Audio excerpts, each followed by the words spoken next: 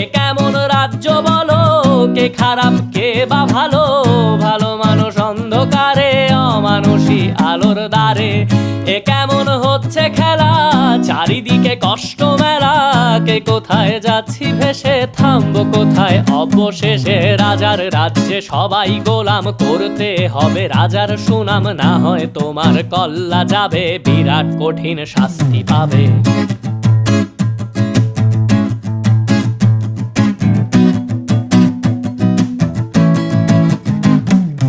ভাবছো কোথায় কে সে রাজা, আমরাই রাজা দিচ্ছি সাজা।